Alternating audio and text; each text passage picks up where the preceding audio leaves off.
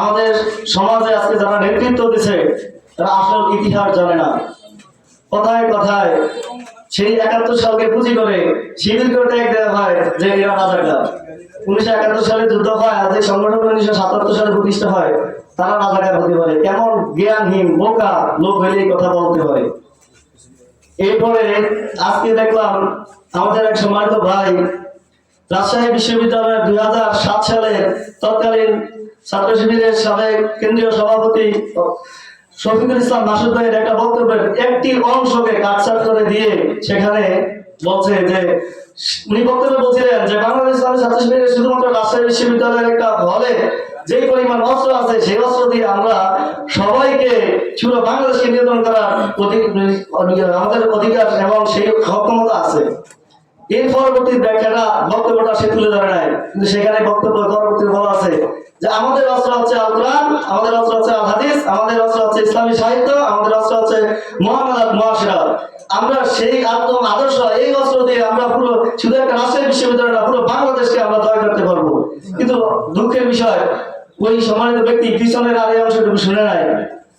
এই কাটছাট বক্তব্য দিয়ে এইভাবে আমাদের বাংলাদেশ ইসলামী ছাত্র শিবির, বাংলাদেশ জামাত ইসলামী সহ অন্যান্য বন্ধু সংগঠন যারা আছে, এই সংগঠনগুলোর প্রতি যারা একটু ডানপন্থী সংগঠন, এদের প্রতি বাম বাংলা সবসময় মিথ্যা অপবাদ দিয়ে দিয়েই যাচ্ছে।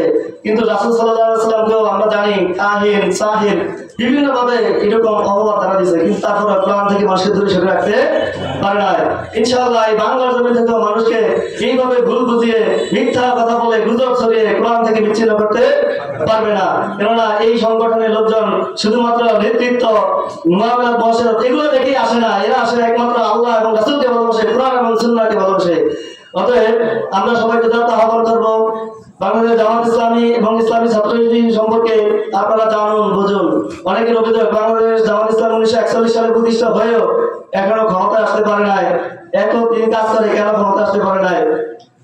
সেখানে আমাদের সম্মানিত আমির সাহেব বলছিলেন, দেখেন মুয়াজ্জিন সাহেব 1400 বছর পর্যন্ত হাইয়া আলাস সালাহ হাইয়া আলাল ফালাহ বলে মানুষদেরকে মসজিদের দিকে ডাকে। আর যদি মসজিদ পরিপূর্ণ হয়, সব মানুষকে জামাতে নামাজ পড়ে, একাকি ঘরে সবাই পড়ে না, তাহলে এখানে কি মুয়াজ্জিনের দোষ আছে? না আল্লাহর শিখানো যে আজানের বাক্যের ভিতরে ভুল আছে? তাহলে সেও সঠিক, তার বাক্যটাও সঠিক, কিন্তু মানুষ নিজেদের ব্যর্থতার কারণে সরকারদের চক্রে পড়ে তারা আসে না, এটা তাদের ব্যর্থতা। এই জন্য বাংলাদেশ জামাত ইসলামী কোরআনের কথা বলে যাচ্ছে, কিয়ামত পর্যন্ত সংগঠন বলে যাবে, এতে ক্ষমতায় আসুক আর না আসুক সেটা দেখার বিষয় না, একমাত্র আল্লাহকে খুশি করার জন্য, পরকালে নাজাতের জন্য এই সংগঠন কাজ করে যাচ্ছে এবং করেই যাবে ইনশাআল্লাহ। এই সংগঠন কোরআনের রাজ একদিন কায়েম করবে, হয়তো আমাদেরকে নিয়ে অথবা আমাদেরকে ছাড়া, কিন্তু কোরআন বিজয়ী হবেই হবে। রাসূলের হাদিস অনুযায়ী গাজওয়াতুল হিন্দের পরে আবার ইমাম মাহদী আসার পর এই আল্লাহর জমিনে আল্লাহর দ্বীন প্রতিষ্ঠা হবে। এখন সেটা আমরা দেখে যাইতে পারি, আমাদের দেখে যাইতে পারি।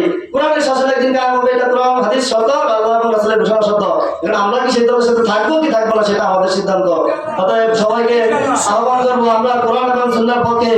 আগামী বাংলাদেশ যেন কোরআন এবং সুন্নাহ অনুযায়ী শাসিত হয়, সৎ লোকদের দ্বারা শাসিত হয়, এই উদাত্ত আহ্বান ব্যক্ত রেখে আমি এখানে আমার কথা শেষ করছি।